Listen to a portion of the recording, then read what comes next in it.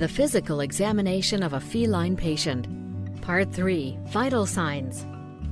In Part 2 of this series, we recorded the patient's signalment data, history, and our subjective assessment of observed characteristics.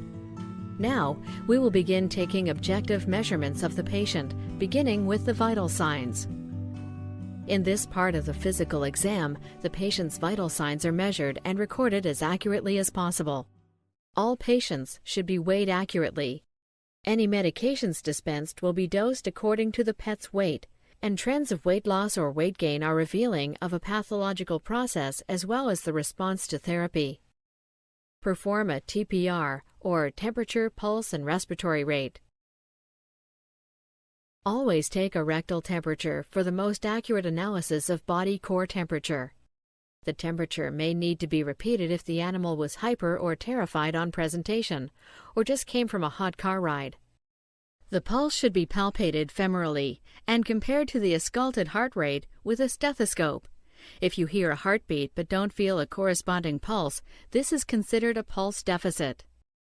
Any pulse deficits should be noted, and the heart rate should be recorded in BPM, or beats per minute.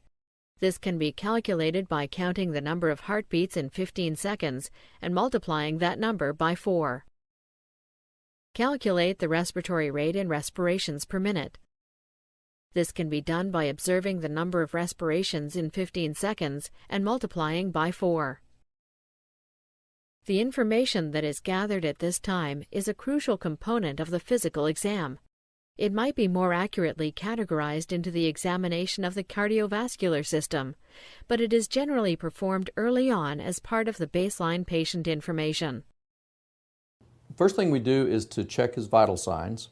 I'm watching his respiration, watching how deeply he's breathing, but also in general counting the rate, and it's definitely less than 25 or 30 respirations per minute, so that's in the normal range.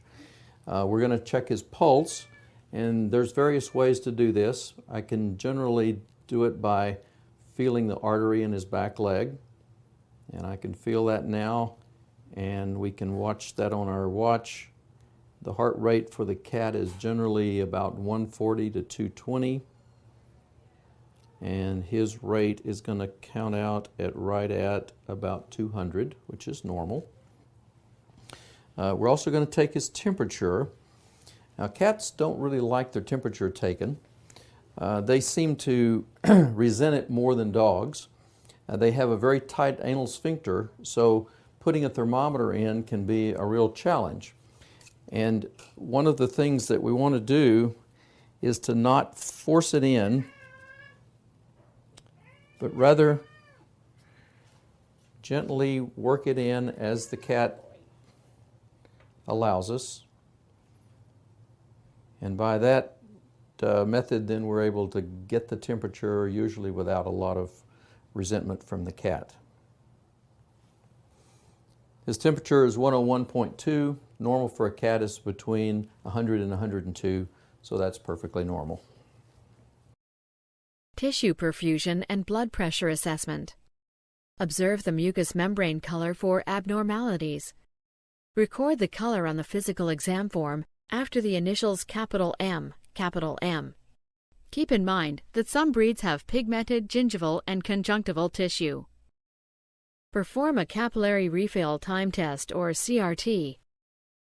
Gently depress the gingival tissue above the upper canine teeth using the index finger and immediately release pressure.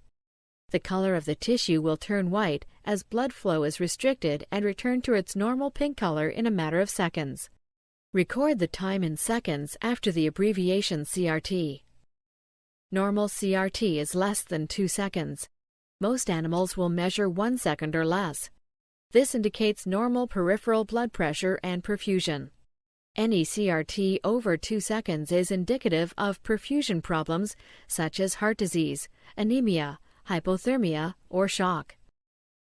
When the time and equipment is available, measuring the blood pressure provides us valuable information in assessing the health of the patient.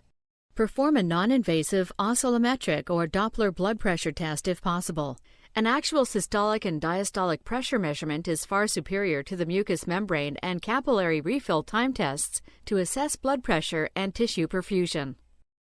Normal blood pressure for dogs and cats is the same as for people: 120 millimeters of mercury systolic pressure over 80 millimeters of mercury diastolic pressure.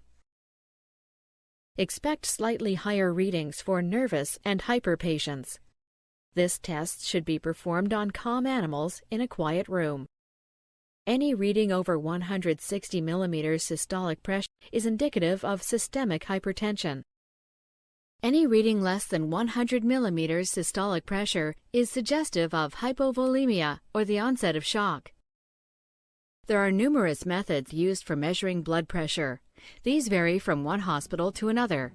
For step-by-step directions on measuring blood pressure, please refer to the instruction manuals for the particular equipment used in your hospital. In Part 4 of this series, we will discuss the systems exam, where we will methodically and objectively assess the key body systems from head to toe.